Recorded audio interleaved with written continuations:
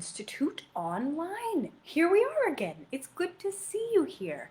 I'm going to wait a little bit before it goes into its thingamabob just to double, triple make sure that it's not going to kind of fake me out like it did last time. Oh, there it is. See? You gotta wait with the live. Sometimes it's a little tricky, but welcome again to the Ballard Institute online. I'm Felicia Cooper. I'm a graduate student of the UConn Puppet Arts program, entering my third year. I'm also the graduate assistant at the Ballard Institute Museum of Puppetry. And I love what I do, and I'm excited to share it with you. This workshop in particular is brought to you by the Connecticut Office of the Arts Artists Respond Grant, which helps us to just make online content while we're all still staying at home, which feels safe to do still. So today's project is going to be about cardboard. And I know if you're a puppeteer, you've probably had some experience with cardboard. If you're an artist, you've probably had some experience with cardboard. If you've ever shipped anything, you've probably had some experience with cardboard. But before we get into it, we're going to start in our classic way, just going to take a couple breaths together, okay? Get ourselves in a good art-making creative mode. So we're going to do 3 breaths in through your nose and out through your mouth. Okay, ready? In.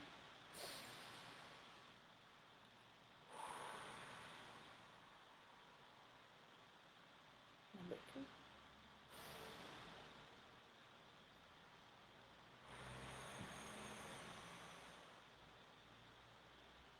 3.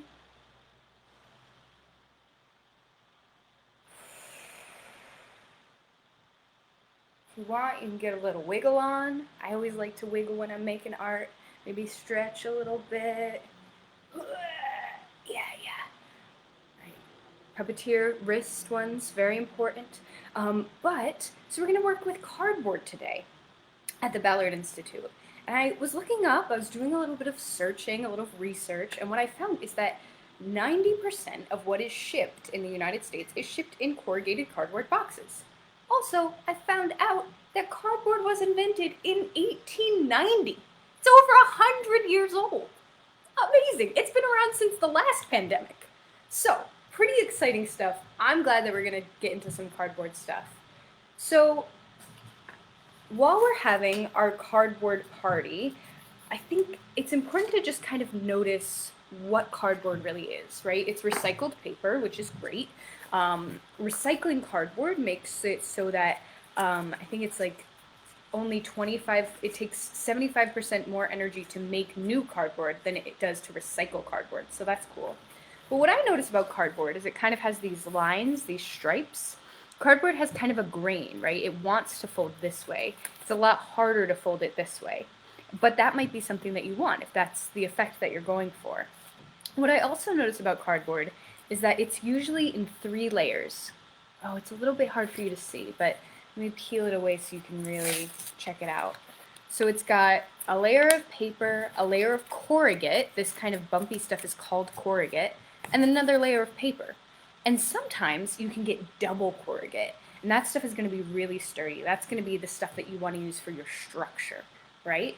Okay, so also different cardboards have different texture. You know, we call this cardboard, but we also call stuff like this cardboard, stuff that might be in a cereal box or stuff that might be in a, maybe a macaroni box, stuff like that.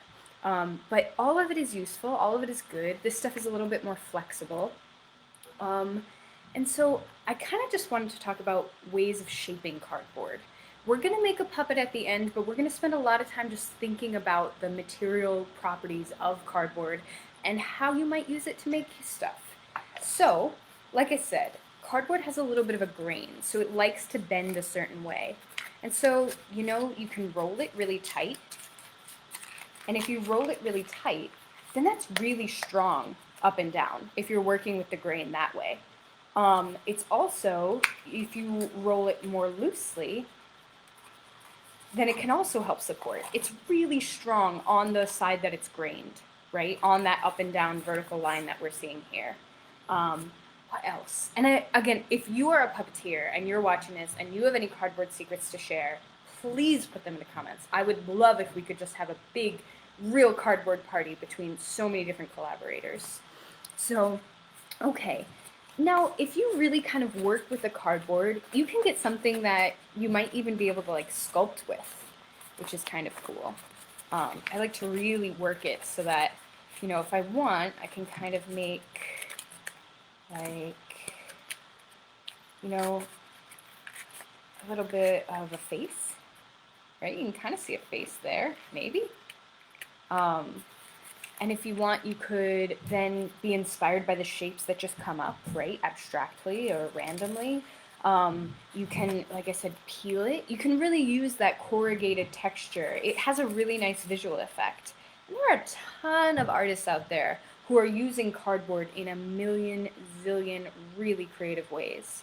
There are some people who make like cardboard spacesuits, and there are some people who make just different costumes, or like I saw a cardboard drive-in movie theater where all these kids made these big cardboard boxes and watched a movie together. I thought that was really cool. Um, but cardboard is just a great way to get started. It's also something that I use a lot of the time as a puppeteer if I'm just kind of mocking up and I want to see the shape of something before I use more expensive materials. Also, if you're doing something that has to get thrown away, it's perfect. If you're doing something that has to be really lightweight, it's perfect. Cardboard is super inspiring. And I know that our director, Dr. John Bell, sometimes needs a little bit of emotional support in order to throw out what he perceives to be really good cardboard, as maybe all puppeteers do. What are other ways of shaping cardboards? Let me see, you can fold it. Like I said, it's harder to fold on this side, on not the side with the grain. It's harder to fold against the grain. You're going to get a much cleaner, neater fold if you fold with the grain, but maybe that's an effect that you want. And once you've really worked it the way that I have, then you can fold it this way as well. And so there's a lot of different ways. I think also people see cardboard as really rigid. It's really not. Like once you start working with it, it really can do so, so, so much. And like I said, if you keep stacking the grain, this can be really strong if you need it to hold something up. Another thing that I noticed that people have with cardboard is like, oh, it takes so much space. Oh, it's, you know, I don't want to have a million cardboard boxes. If you don't want to have a million cardboard boxes, I understand. What I do is I cut it into usable pieces. So if I get a box of something, what I'm going to do is I'm going to cut out the sides of each, like the flaps of each box, and save those, because those feel a little bit more useful to me than just having a giant box, even if I want. Or you could, what's the word, break down the cardboard, right? All different ways to make it more clean and accessible. So, different ways of shaping. Oh, this is a really good one. So, when you're working with cardboard, there are certain tools that are more useful than others. My favorite tool to use is a mat knife. Now, these are sharp, and you know, I just cut off the last blade, so it's extra sharp. So anytime that I'm using a mat knife, especially if I'm around other people, but even if I'm just by myself, because it's good practice, I always close it when I'm done, right? So let's practice. Oh, I'm using my mat knife. Oh, this is so much fun. I love making things. Oh, I need a drink of water.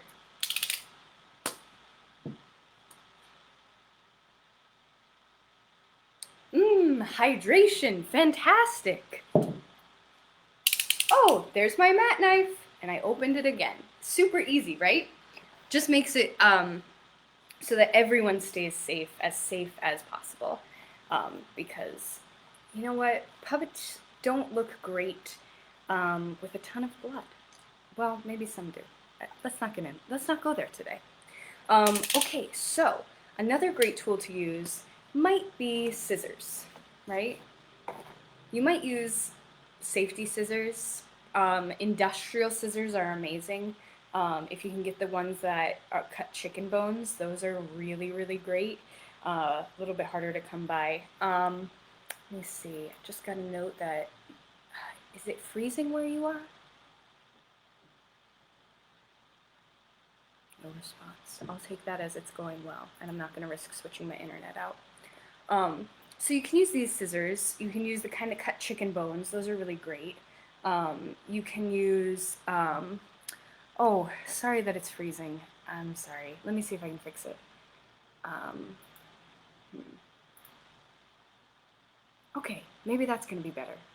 Let's try our best. Thanks for staying with me. Okay, where was I? Yes, other ways of shaping. If you want a nice clean bend that's not, see, cardboard kind of does these kind of folds. Like I said, you can get a clean fold this way.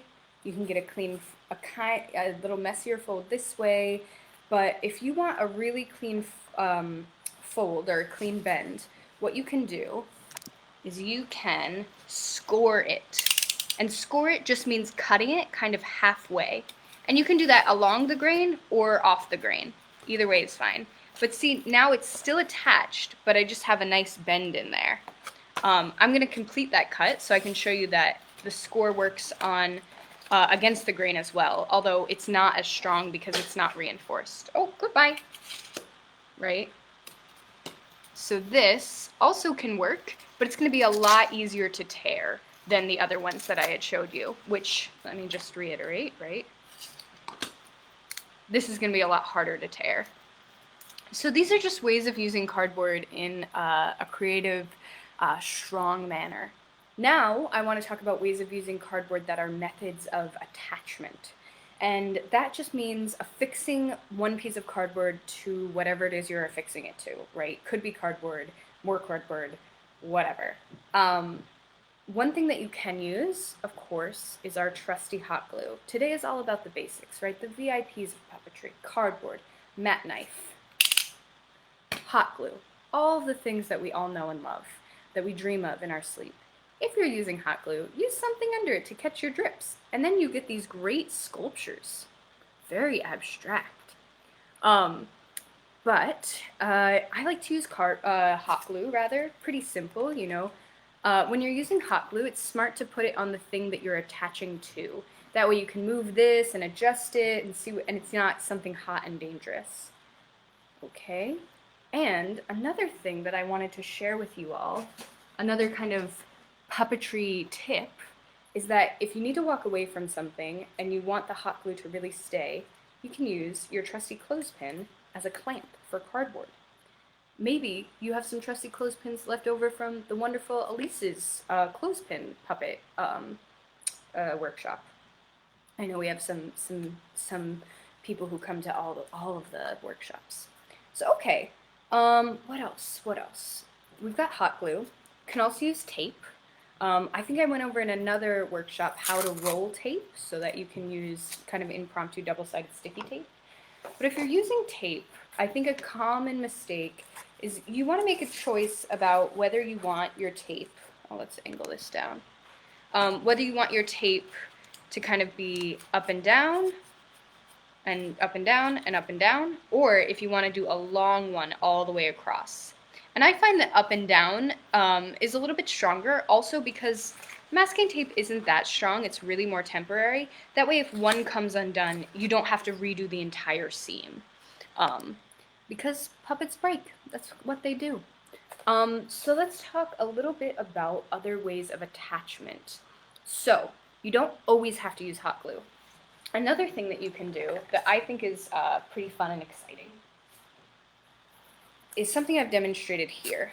And again, this is one where you want to go across the grain, not with the grain. Because if you go with the grain, then it has a tendency to continue that cut. Whereas if I'm cutting across the grain, the cut kind of stops and it doesn't want to continue because it's not cutting it in a weaker spot. But what I've done is I've cut this here, and then I can slap them together like this. And now I have something that's really strong and that's going to stand up to a lot more than if I just, you know, glued these pieces together. I'm gonna do it live so you can really see what I'm talking about. And I've got plenty of cardboard. Okay. Let me see. Can you believe that cardboard is older than the last? Oh, you're still having issues with it freezing. Oh no. Oh, I'm so sorry. Let me try one more. Alright, hopefully it's a little bit better now. Let's hope. I'm so sorry. I don't want it to freeze. I want everyone to be able to enjoy themselves with a very smooth stream. But I'm not really sure why that's happening. Okay, let me see now. Oh well, keep going, I guess. But what I'll do is I'll show you another one.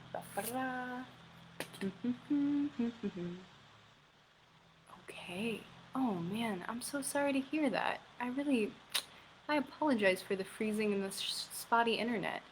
Thanks for being patient, staying with me. I appreciate that. And hopefully we'll fix it next time. This hasn't happened before, so I appreciate your patience, and we'll just keep on keeping on. So I'm going to show you how to make that slot live. So I've cut out one piece, okay?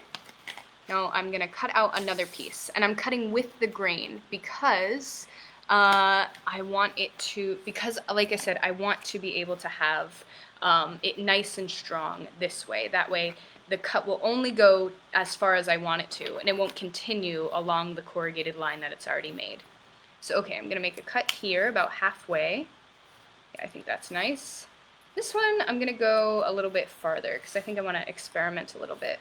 Okay, closing my mat knife. Now, let's see.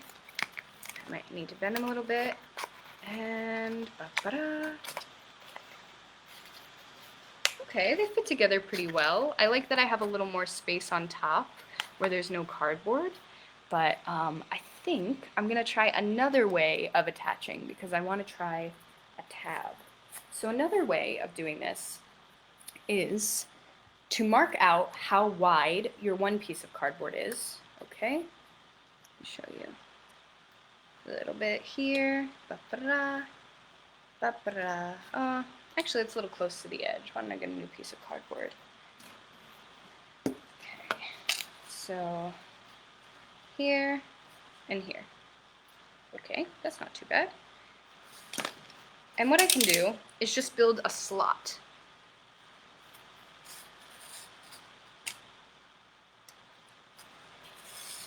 So I'm going to cut a cardboard-shaped hole for my cardboard to go through. Kind of like a mail slot. Like that. And now, I can put my cardboard right through there. That's pretty good. One of my favorite ways of doing it is to create a flange. And because if you want to maybe make like a cardboard tube, right? Maybe you have cardboard tubes, and you want to attach it to something, this is kind of a finicky edge, and it doesn't give us a lot of surface area to attach it to. So what you can do with a cardboard tube, and I'm going to go get mine,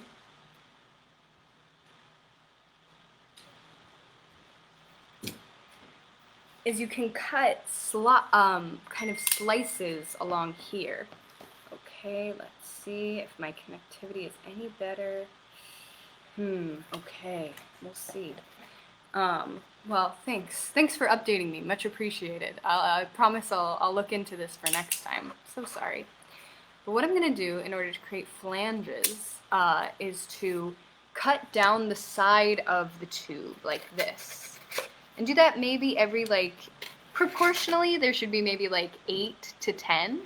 So I'm going to do this every like ½ inch or so. Whoop.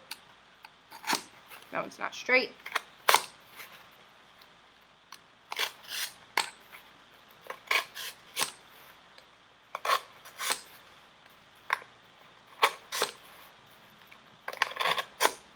And now, you could, on another one, I had done it where I also scored it here.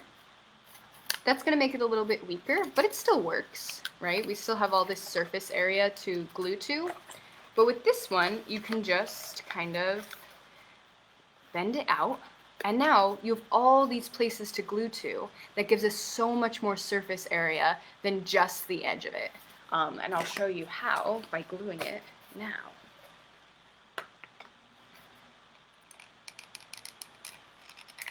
Okay. A little bit of glue right there. A little bit of glue right there. Okay. Okay. Now I've got some hot glue all along there, and I can just kind of stick it down here. Oh, I didn't put it on my lid.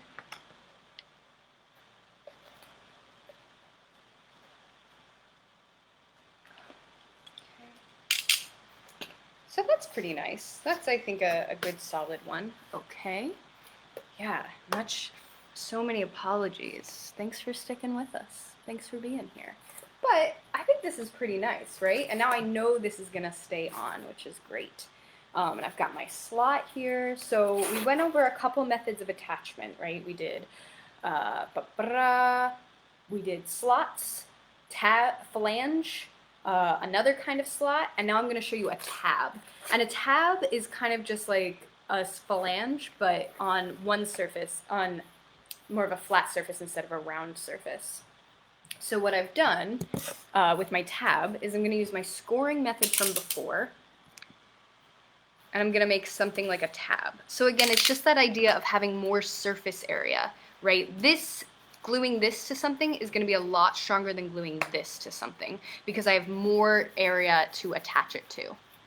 Okay, so another thing that people don't realize about cardboard is that, like I said, it's recycled paper.